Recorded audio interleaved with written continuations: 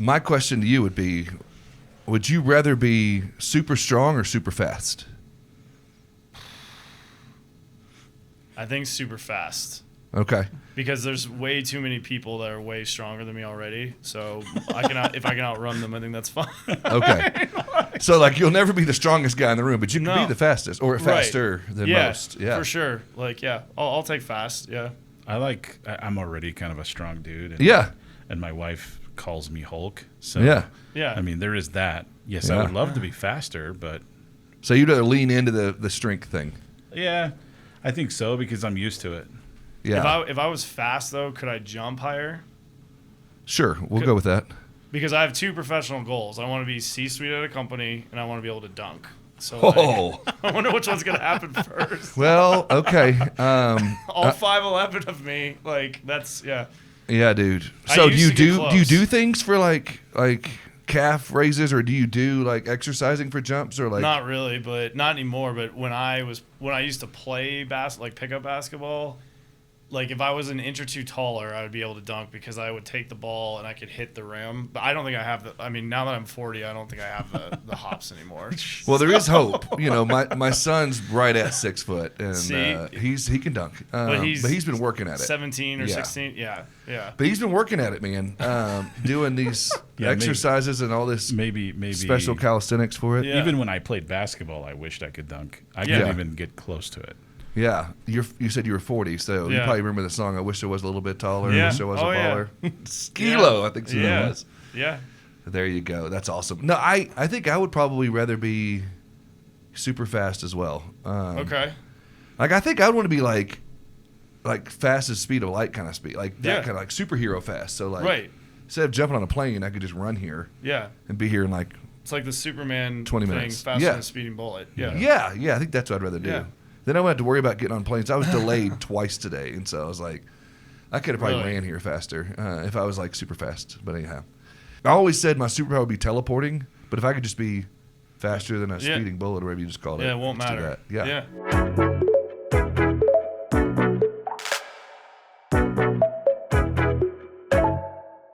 Ladies and gentlemen, welcome to the VIP podcast. As you can see, I'm here hanging out with my friend August Butterbrodt. Did I get that right? Butterbrodt. Yeah. Butterbrodt. Which one do you rather have? Butterbrodt is how we pronounce it. My bad.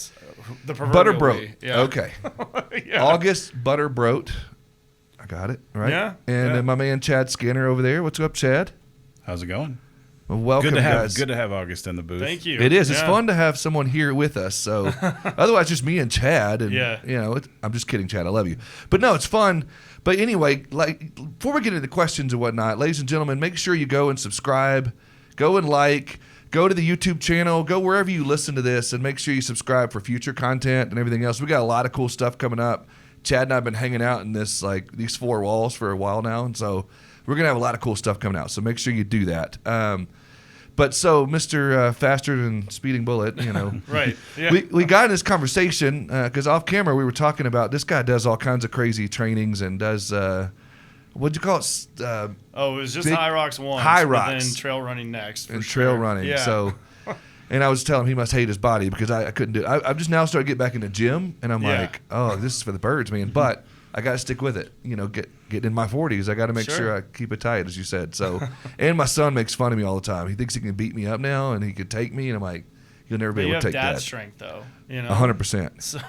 100%. He does give me the dad respect, but he wants to bow up on me every now and then, and I won't quite let him. But there's the wisdom strength too. There's that I'm too. Smarter than you. So. Now, has your boy tried that with you? Oh yeah, he tries. Conrad's tried to bow up on you, and typically he will give up pretty fast because he's like. How old is your son? He's 17. Okay. There you go. All right. Yeah. Yeah, dude, they'll try. Especially when they get about your height, they're close to that. Then they're like, I'm like, no, son. Not going to happen. But there'll be a time when I won't be able to. But anyhow. It's funny because I have really big hands. And, and he'll try to grab my hand and force me to do something. And I'm like, and he's like, this is not fair. Right. You have Hulk hands, bro. Yeah. Right. You have Hulk hands. Yeah. So the data's there. You're not going to be able to take dad. So. No. And I did that awkward transition to use the word data because we're going to be talking to you about some data. Okay, yeah. So I want to get into this with the audience, a little bit about some data stuff. And I've got my handy-dandy questions here, so I'm prepared and ready to go. So first, I wanted to get into, we hear it all the time, like the importance of data in our industry. And we talk about it. It's been talked about for a long time, but we at Vertafore have been talking about even more because we're developing AgencyOne and we got a lot going on there. But what does it really mean for the independent agents, MGAs, or carriers? Like when you talk about like the importance of data, like how important, like is it really, or are we just overplaying it as an industry? Oh, no, we're not. I don't think it's being overplayed in the industry whatsoever. I think we're very data rich right now, but we're insight lacking or insight foolish because I think in general, a lot of our customers at Vertafore are trying to understand how to make sense of it. Yeah. Because there's so much data out there that we have that we sit on with Vertafore, and I think we are finally starting to crack into it more and more. And a lot of that really has to do, in my opinion, with the partnerships that we cultivate with our customers and what they're trying to do, and then also how we use data in the system itself. How can we make data entry even easier? So to me, it's like a two-pronged approach because there's the data entry aspect that has to be like much better. It needs to be much simpler in order to have a stronger data set on the back end in order to make sense of it, right? So I think a lot of those things really kind of, for me, how we drive the roadmap and use of data has to do with how we lean in with our client partnerships. Now, there's a lot of things that, like, for someone like me, we can bring to the table, like, hey, have you thought about this, this, and this? But a lot of it has to do with some of the times they're like, hey, I have this problem where I just don't know where I should be placing my business, whether it's in a specific line of business in their portfolio, a state, or anything of that nature, especially with a hard market, like who's emerging with that. Yeah.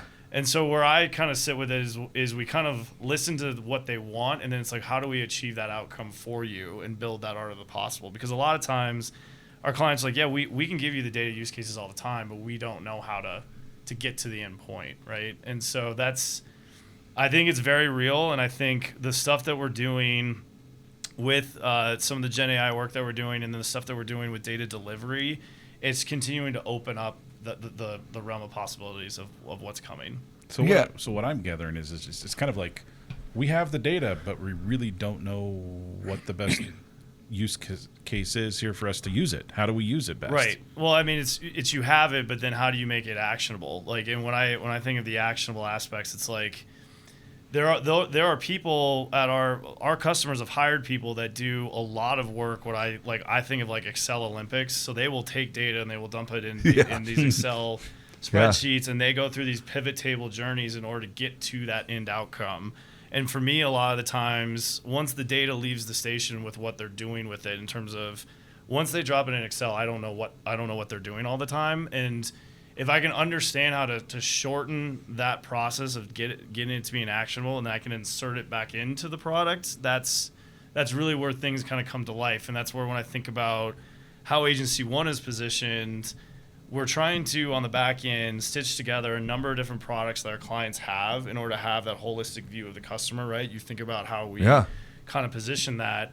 But then the next sort of piece of that is like, okay, well, now what? What action should I be taking at a certain point in time based on the renewal date, where they're at in the workflow, what's happening in the market, if it's a hard market and you need to remarket that piece of business.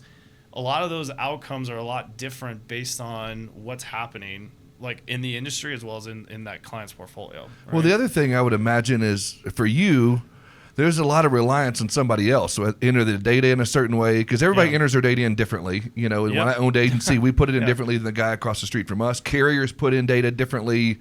There's different acronyms, different use cases. Like there's different.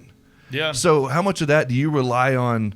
Like you have to do the training, or you're relying on our account managers to do that training, or you have our Orange partners doing so, like, or all the above? Well, I mean, there's a lot of different ways you can think about it. I think one of the things that gets me the most excited is like how we can start to augment data off of documents, whether it's PDFs or an Excel spreadsheet or something else that's unstructured, and how do we abstract that and then get that back into the platform? Not only if your data entry is different, but to like, couldn't there be a world where like that data entry is almost eliminated because you would upload it and then it gets loaded into the back end to start the workflow of a new customer? So there needs to be almost some standardization of the forms and whatnot. I know we have Accord forms, but like if we had more, standard forms that we're all using across the industry, whether it's MGA, carrier, or agency. Well, I mean, even if you had that standardization, I still think that the direction of where a lot of some of the LLMs are going in that Gen AI space, I think we can handle different data types. It's a matter of prioritizing which ones to go after, and then being able to have a way to augment the workflow, where I kind of view it more so as you're still going to need someone eyes on the screen to say, yep, I want to accept this data passing into the system. Yeah. Because not everything's going to be perfect, even in this kind of new data world that we're in. But that time of being able to upload it and having a model do that, and then you looking at it, would actually be a lot shorter of a time frame than you typing all that in yourself, right? Yeah. So to me, it's not so much the standardization, it's a matter of continuing to ramp up those capabilities within the product roadmap, Yeah, like beefing up the AI of it. Yeah. Yeah. Okay, so I feel like as an industry, and I can say this as a 20-something year vet of this industry, we're a little behind most other industries when it comes to some of this stuff, like what we're talking about with data sets or AI and Gen AI and all this kind of stuff, even though Gen AI is still fairly new. Mm-hmm. Is there another industry that you guys are watching with this, or another product similar in another space you guys are modeling? That's interesting. I don't know if I would say so much like... I like when you say interesting. I hope all the things I say are interesting. No, so I agree. Yeah. There's different verticals where they are moving faster, yes, but I think there's still some careful thought to at least our approach at Vertafore of how we're trying to enter in with Gen AI, because while some folks may be further out than others, the technology is moving so rapidly, not just from a functionality perspective, but from a data security and compliance perspective, that I think that our approach with how we're trying to approach Gen AI with Vertafore and Roper Technologies is to try to be mindful of how we're doing it and iterate in safe fashions, you know? So while maybe other verticals are a little bit out in front of us, the idea of data privacy, I think we take very seriously. And 100%. I think our roadmap is moving along very, very well, in my opinion, to where we will be rolling these things out, and our customers should be trusting us with that mindful approach of the data aspects of it. Yeah, it's one thing to get there first, but if you get it wrong, then right. So you'd rather get there the right way. I like watching some of those reality shows or competitions where not only is it a speed thing, but also an accuracy thing. And so it's based on both factors. And so, and you do a lot of races and whatnot. So I would imagine in this situation, it'd probably be better to be fast and to be able to have it correct. Yeah, and I think just some of the technology that's come out around us in this industry, there are some things where it feels a little bit like a shiny object. And it's you want to ask the right questions around how that's performing, but then you also have to think about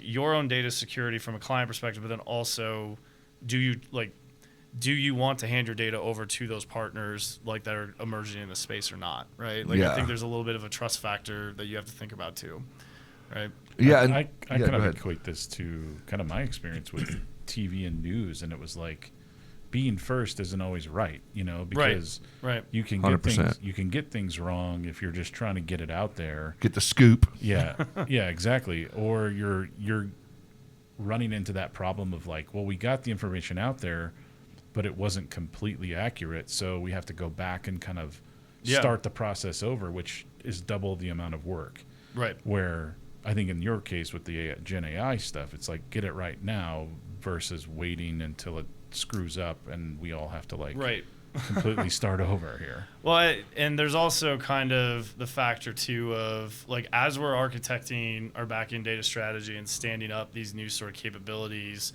we have to think not so much about from a product management perspective, you don't want to build a capability, because we have so many products at Vertafore, you don't want to build a capability that's custom to each one. And so we have to think about how to kind of create an outcome of what something Gen AI oriented can do, but then it's incumbent upon each product and where it's at from a technology lifecycle perspective of integrating with it. And each product peer that I have that manages some of our products at Vertafore, they have their own kind of different challenges, right? And so we have to think about that sort of life cycle in terms of how to integrate it correctly and not have to like rebuild it every time for everybody. Yeah. Because that is going to be a challenge, right? So what challenges are you seeing, whether it's agency or MGA, or I'm guessing you're working with carriers too on this? What challenges are you seeing when it comes to the data and the unification of data and all of the things that you guys are working with? What are some of those challenges? Well, so on the carrier side, it's really, really interesting in terms of their, like, from what I see with what we see with their data needs, they're trying to look at not so much like where can I expand from a distribution perspective? Where am I competing from a pricing perspective against like my peers out there that are also underwriting that risk? But then they're also thinking about, well, what new products do we need to think about rolling out? And that sort of product management piece has really come up a ton, where they're trying to find new ways in which to bring new coverages to market and where they want to do it and who they want to do it with. So not only are they looking externally, but they're looking internally at their own book and saying, where can we make some hay here if this is not working historically, or here's where the industry's moving, here's where we need to get into. And so, and how are we helping them with that? Are we providing some of that with our systems that we're showing them that, or just training on that, or? Well, a lot of like on MGA that front, systems, on that front, yeah. So on a number of those pieces, I really think that a lot of it has to do with their data strategy and what data they need in order to have that insight. Yeah. I think for them, they have a lot of like actuarial type folks that are kind of crunching those numbers, and they're trying to understand how they can expand that out. So for them, it's a lot about, well, what data can I get access to? Sure. And then if you think about like in the MGA space and like with what Surefire is doing, a lot of documents get uploaded into Surefire. Yeah. And how can that data be extracted from those documents and put into Surefire in a more seamless fashion to eliminate someone doing the manual entry? And I think that document extraction and data extraction from those documents, I see it on the Surefire side. I see it within the image rights side. I see it within Benefit Point. I see with what data can go into AgencyOne, like all of that, like there's a massive sort of amount of unstructured documents that we sit on that could be very valuable. Okay. And then within each of those like sort of channels as well, there's a workflow thing too. And I think about, what do you have to do to initiate a workflow with like customer engagement? Customer emails in and you can tell they're very, very upset by the sentiment that comes into that email. But lots of times it's up to the discretion of who's on the other end of that email of like, well, they seem upset, therefore I'm going to do this, right? Yeah. But if you had something that helped augment that and help kind of summarize that and then push the next step to you, there's a lot of sort of benefit that can happen there in terms of, do you reroute people to a more like customer-centric team that's going to do like a hyper-focused like white glove experience based on what's happening? Or do you kind of like push it like to another part of the process? And I think there's the actual data components to a bound policy, and then there's just so much other correspondence that's happening with the customers that we can definitely help leverage and initiate what should happen next in the workflow over time. So document extraction and that sort of piece, I think, is very interesting right now. Yeah, and so, talking through like when you on the agency side and going through AgencyOne, how does AgencyOne help with agencies right now that may be listening? And we're still early in this. Some people may not be on it yet, and some of the EAs are still checking it out, and there's some people on there. But if we talk about how does it help with the unity of data across quoting, binding, policy management, agency management, all the above? Well, so the funny thing is like you're interviewing Daniela, right? Eventually, so like hopefully what I say complements what she says. But like what I think about what she's trying to serve up in that platform, she's trying to kind of expose to you like all the different data elements right now that are available to you. And then I think the next sort of wave of that is really kind of saying, okay, we've exposed you what data is available. Now we're going to tell you what sort of intelligence we have behind that data. Wow. Think about data entry you talked about earlier, it's different by each agency, but if we can tell folks how to potentially link clients that they've accidentally duplicated, or they have a process of like, I have my benefits customer over here and their commercial business is over here, stitching that together to show the true value of a client. Like some agencies don't even truly know that today. So I think about that sort of aspect of it. I think about embedding and creating less steps and clicks between any of our rating products, or even how AgencyZoom could integrate with AgencyOne, basically like eliminates a lot of steps in that process. And so there's step elimination, there's data augmentation and data exposure of like things that we can show you that you didn't know you had that was in your book. Other things like cross-sell or retention prediction scoring, a lot of that stuff that we do on the risk match side can also be brought into that in one place. Yeah. So eliminating the swivel chair process, I think, is huge for us. Well, we interviewed Kelly not too long ago, and she was talking about the global nav piece of it, and so stitching together, as you were talking about what Danielle was trying to do, there's got to be a lot of that stitching and a lot of that information running through your team with all the data, because it's all powered by that data. Am I right? I mean, And I was blown away by what Kelly was telling us about and showing us, and like being able to have one system that you can see, like you said, the benefits person, the commercial, if they have an account with you, agency owner, then it's all going to show up right here. Right. And if you're on the phone with him, he's like, oh, da-da-da-da, and then you could be able to see the cross-sell opportunities right in front of you. Yep. You'll be able to see all that data you're talking about right in front of them.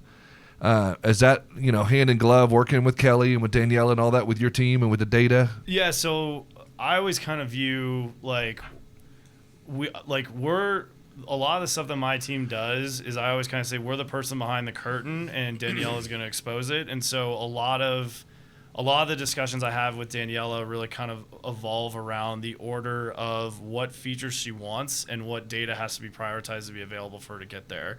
So for me, that partnership really kind of stems from like understanding her roadmap and prioritizing what has to happen next. So like to get everybody like thinking about how to improve upon how quoting could improve within AgencyOne, well, we have to get the quoting data available for her to go grab it. Like that's a simple thing where Gordon manages PLR. Gordon has a lot of data in his product.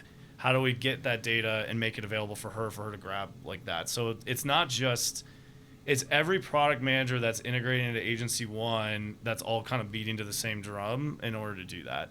And then on the risk match side, we go through a number of the features and we're literally talking about, well, I want to bring that into the platform. And so then if I don't have a ways of doing it, then I have to get it on my roadmap to give it to her. And so there's a number of things that she's already told us of like, okay, I want this order of things, and then we're going to put that on the roadmap to get there. Yeah. It sounds to me a lot like, to use probably a terrible analogy, but did you ever watch Moneyball? No, yeah. The book is great. Yeah. The book it goes deeper on the math than the movie. To me, it just sounds like we're in this this whole realm of Moneyball within the because we've always done it a certain way forever and ever and ever, and now we're starting to look at it differently and pay attention to the data, the numbers, the stats, all that kind of stuff. And I feel like we're in this place. Is that a terrible analogy, or does that make sense to you? No, I don't think it's a terrible analogy. I think not terrible, but no. But you know what I'm saying? Like we're in evolution or revolution, whatever you want to call it, right now. Yeah. With focusing so much on the data, and I think a lot of it's you're in the forefront of that. That's got to be pretty cool for you. There's not really a question there, but it's just. I do have people tell me that some of the stuff that I manage is pretty sweet on the roadmap. I'm very lucky to have 3 really talented data scientists that kind of skate to where the puck's going to be a lot of the times, and they actually are very great partners across the product org because the data science team is meant to be like a shared service. And so I always kind of jokingly say I have 3 of the smartest people in the company reporting to me, and they like do a very good job of trying to work with my other product peers, and then we really kind of try to allocate the roadmap based on the use case and the impact to the customer as a result of that. You said something about having the 3 smartest people.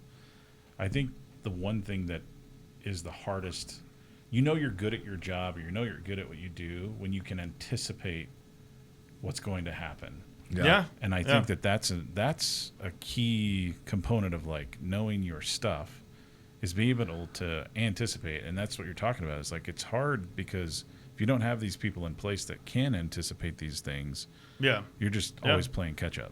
Well, they always ask the right questions because like I got the fortunate opportunity of starting to manage them, and it's funny because I can bring them work in use cases all day. I'm not a data scientist, so like there's days where I'm like, well, you guys are gonna run in circles with me about the approach, which is totally fine, but the use cases and the outcomes that we're trying to solve for, it's incumbent upon me and my other product peers of like trying to cultivate that pipeline of work, and sure. then we move through that based on, you know, what James and Balaji like, you know, want to prioritize as well. We always keep our fearless leaders involved in all that, but it's empowering a lot of folks to build really cool things, and like for me to be able to evangelize that is one of my favorite parts of the job. That's awesome.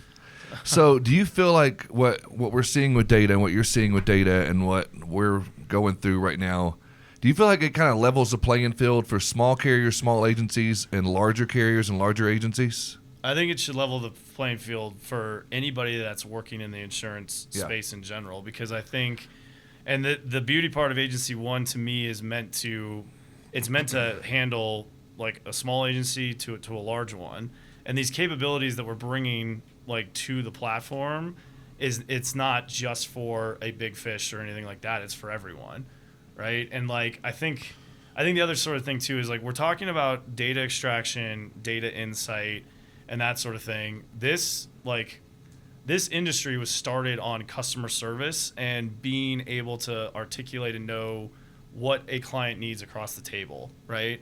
Yeah. And I think that this should help people get back to what that industry was meant to be versus just data entry and a lot of process steps, right, in order to fulfill a client's need.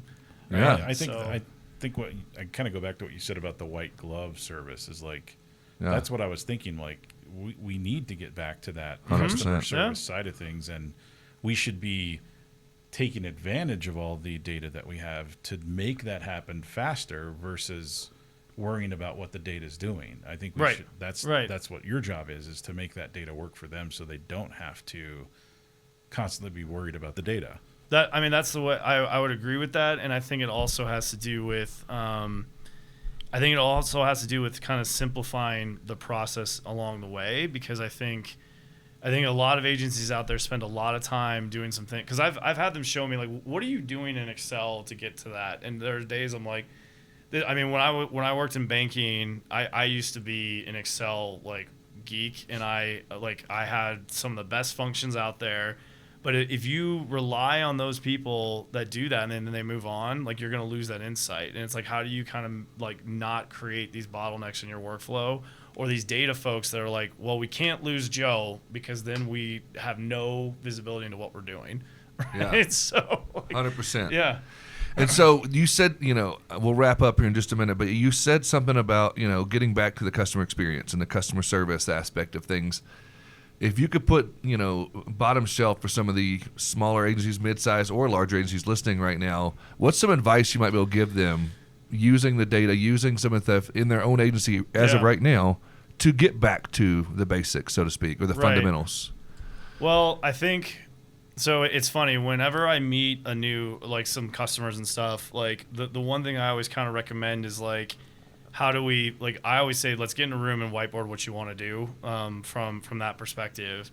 But a lot of agencies are trying to do a lot of the same things in terms of, at the end of the day, retention of their customer base is probably the most important thing right now, especially in with certain folks, they know their customers are shopping. So like if getting honed in on what your important metrics are, I think is like one of the most paramount things. And you'll find with clients, they get really kind of wrapped around the axle of like how to even calculate them and stuff like that.